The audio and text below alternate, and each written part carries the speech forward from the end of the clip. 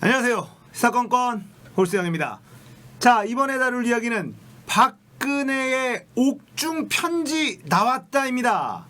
자, 선거의 여왕 박근혜. 선거 때마다 혜성처럼 등장해서 불리한 선거를 유리하게 뒤집어냈었던 탁월한 능력의 소유자였던 것은 틀림없는 사실입니다. 굉장히 기울어가던 선거에서 대전은요 한마디로 민심을 확 흔들어버렸던 장본인이기도 하고, 천막 당사를 치면서 코스프레를 해내면서까지도 이 위기를 극복해내는 그런 선거 기간에서는 정말 최고의 능력을 가진 선수 박근혜 등장했습니다. 자, 이 옥중 편지 정말 반갑습니다. 언제 나올까 싶었는데 결국은 지금 타이밍에 나왔습니다. 그러면 지금 타이밍에 박근혜가 우리 5035 여사께서 왜 옥중 편지로 자신의 생각을 어필을 했을까? 이것에 대한 이야기를 한번 해보려고 합니다. 자, 편지가 왔습니다. 띵동. 주요 내용만 조금 요약해보면, 비록 탄핵과 구속으로 저의 정치 여정은 멈추었지만 북한의 핵 위협과 우방국들과의 관계 악화는 나라의 미래를 불안정하게 만들 수 있기에 구치소에 있으면서도 걱정이 많았습니다. 많은 분들이 무능하고 독선적인 현 집권 세력으로 인하여 살기가 점점 더 힘들어졌다고, 희망이 보이지 않는다고 호소를 하였습니다. 정말 유체 이탈 화법이 이런 거구나. 북한의 핵 위협, 박근혜 때 심했죠. 우방국들과의 관계 악화, 중국의 열병식에 뜬금없이 참가해서 중국에서는 엄청 환영을 받았습니다. 미국은 화들짝 놀랐었거든요. 그러다가 갑자기 사드를 배치해서 중국한테 따귀를 날립니다. 자, 그리고 오바마 대통령하고 기자회견을 하는데 질문을 까먹어서 어버버버거리면서 오바마의 그 측은한 눈초리, 우방과의 관계 악화는 바로 5035 여사 때 가장 심했다, 이렇게 볼 수 있습니다.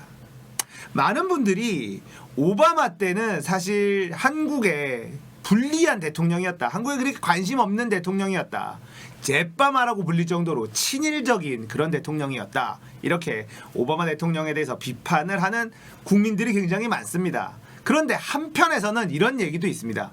그 당시 대통령이 박근혜였기 때문에 대화도 되지 않고 어떻게 한국을 챙겨줄 수 있었겠느냐. 우리나라 대통령을 생각해봐라. 오바마는 최선을 다한 것이다. 자, 이런 이야기도 설득력이 있을 정도니 말이죠. 무능하고 독선적인 집권 세력. 정말 박근혜 정부를 축약해서 표현할 수 있는 이 단어를 본인이 문재인 정부를 향해서 쓰고 있다니, 정말 주옥 같은 명문이다, 이런 생각이 드네요. 이대로 가다가는 정말 나라가 잘못되는 것이 아닌가라는 염려도 있었습니다.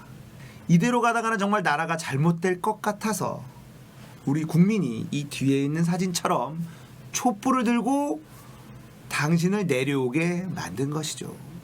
또한 현 정부의 실정을 비판하고 견제해야 할 거대 야당의 무기력한 모습에 울분이 터진다는 목소리들도 많았습니다. 하지만 저의 말 한마디가 또 다른 분열을 가져올 수 있다는 우려에 침묵을 택했습니다. 자, 거대 야당의 무기력한 모습에 울분이 터진다, 이런 목소리들도 많았다. 본인의 이야기겠죠. 내가 황교안이 얼굴을 보면 울분이 터진다, 김무성이를 보면 울분이 터지고 장제원이를 보면 울분이 터진다, 이런 얘기를 다른 사람들이 했었던 것처럼 또다시 유체이탈 합법을 쓰고 있네요. 그렇지만 나라 장래가 염려되어 태극기를 들고 광장에 모였던 수많은 국민들의 한숨과 눈물을 떠올리면 마음이 편하지 않았습니다. 또 이 태극기 모독 부대를 끌어안아주는 자신들의 극성 지지자들 아닙니까? 뭐 지지자가 아니라 거의 팬클럽 수준인데요. 이분들은 말이죠. 이 태극기 모독부대 분들은 이 박정희 대통령 아들 있지 않습니까? 마약만 안 했으면 박지만이 대한민국 대통령이 됐었을 겁니다. 자, 이 박지만네가 아들을 낳았다고 프랭카드 붙이면서 박정희 대가 이어졌다고 잔치를 하는 사람들이에요. 예, 이런 사람들한테 무슨 논리적인 이야기가 통하겠습니까? 국민 여러분, 나라가 전례 없는 위기에 빠져 있고 국민들의 삶이 고통을 받고 있는 현실 앞에서 정치적 유불리에 따라 이합 집산을 하는 것 같은 거대 야당의 모습에 실망도 하였지만 보수의 외연을 확대하기 위한 불가피한 선택으로 받아들였습니다. 나라가 매우 어렵습니다. 서로 간에 차이가 있을 수 있고 메우기 힘든 간극도 있겠지만 더 나은 대한민국을 위해 기존의 거대 야당을 중심으로 태극기를 들었던 여러분 모두가 하나로 힘을 합쳐 주실 것을 호소드립니다. 서로 분열하지 말고 역사와 국민 앞에서 하나된 모습 보여주시기 바랍니다. 여러분의 애국심이 나라를 다시 일으켜 세울 수 있다. 저도 하나가 된 여러분들과 함께 하겠다. 자, 이런 이야기예요. 정말 어쩜 본인이 대통령일 때 국민들이 하고 싶었던 이야기를 고스란히 잘 담았는지 참 잘 썼습니다. 자, 이렇게 되면 홍문종이라든지 조원진이라든지 이런 사람들이 약간 물먹은 것 같아요. 아, 우리는 충성을 다했는데 거대 야당 중심으로 모이라니. 자, 미통당으로 모이라는 거 아닙니까? 자, 이 옥중 메시지 과연 어떤 영향을 끼칠 것인지, 그리고 왜 지금 이 얘기를 한 것인지 한번 제 나름대로 분석을 해드리겠습니다. 일단 미통당 입장에서는 저는 악재라고 봅니다. 악재도 굉장히 큰 악재. 자, 웬만한 악재가 터지면 또 다른 이슈로 이 악재를 묻을 수가 있어요. 그런데 박근혜 이슈는 미통당 입장에서 스스로 묻을 수가 없습니다. 이 열혈 팬클럽들이 가만히 있지 않거든요. 이들의 숫자가 아주 많진 않지만 아주 시끄럽습니다. 과격해요. 그래서 이 이슈를 묻고 싶어도 묻을 수가 없다. 그렇기 때문에 악재다라고 판단합니다. 자, 어떤 분들은 아니 이게 왜 악재야? 이러면 보수가 더 단결할 텐데. 자, 이미 단결할 만큼 단결했어요. 그러나 지금의 미통당은 외연 확장이 필요합니다. 이번 선거에서 이기기 위해서는 외연 확장이 필요해요. 지금의 정부와 여당은 지금의 감염병 사태로 인해서 사실은 굉장한 악재 속에서 선거를 치러야 되는 상황입니다. 정말 최선을 다하고 있고 전 세계가 극찬을 하고 있는 우리의 질병관리본부와 의료진들의 이런 노력이 있지만 그래도 정부와 여당에게는 악재일 수밖에 없죠. 자, 이런 상황에서 보수가 결집하고 있었습니다. 자, 보수가 결집을 하면서 이 김영호 공관위원장이 꽤 이 공천에 대해서 날카로운 칼을 휘두르고 있었어요. 외연 확장, 그러니까 중도층을 흡수하기 위한 노력이었거든요. 기존의 이 적폐 세력으로, 친일 세력으로 이렇게 보여서는 이번 선거 승산이 없다. 확실한 30%, 35%는 어차피 우리가 가져갈 몫이긴 하나 선거에서 이기려면 그것 이상의 표를 얻어야 되죠. 그래서 무당층, 부동층이라고 부르는 이 중도 세력을 자신들로 끌고 와야 됐었습니다. 그러려면 좋은 공천을 해야 되고 개혁 공천을 해서 국민들에게 신선한 느낌을 주고 아, 이제 달라졌구나, 달라지려고 하는구나, 자, 이런 느낌을 줘야 됩니다. 자, 그렇게 김영호 공관위원장은 하고 있었어요. 제 입장에서는 김영호라는 사람이 꽤 공천을 잘하려고 저 기득권 세력 안에서도 칼을 저렇게 칼자루를 잡고 잘 휘두르는데 잘 뽑았다라는 생각을 하고 있었습니다. 김영호라는 사람은 사실 국회의장까지 했었던 분이고 더 이상의 정치적인 유불리로 휘둘릴 필요가 없는 인물이기는 해요. 그래서 공천을 꽤 잘하고 있는 편이다 이렇게 생각을 하고 있었습니다. 윤상현 날리고 민경욱 날리고 이해운도 날리고 뭐 잘 날렸어요. 그 안에 어떤 사람을 채우는지에 대해서는 사실 그렇게 감동적인 인물이 있는 건 아니지만 그래도 친박, 적폐, 친일 뭐 이런 안 좋은 이미지를 가져갈 만한 사람들은 적절히 배제를 하고 있다 이렇게 생각을 했었습니다. 그런데 이 박근혜가 갑자기 미통당 안으로 쑥 들어오면 중도 확장이 불가능해져요. 도로 새누리당, 지금도 핑크 새누리당이라는 소리를 듣는데 박근혜까지 훅 들어오면 말이죠. 도로 새누리당 플러스 태극기 모독부대, 환상의 콜라보가 되는 겁니다. 이회창만 한마디 더 거들어주면 이제 도로 한나라당까지 갈 수 있는데 말이죠. 그래서 지금 미통당에게는 저는 악재다라고 생각을 합니다. 자, 그리고 왜 지금이냐? 자, 타이밍 이야기 한번 해볼까요? 왜 지금이냐? 저는 공천 때문이라고 생각을 하는데요.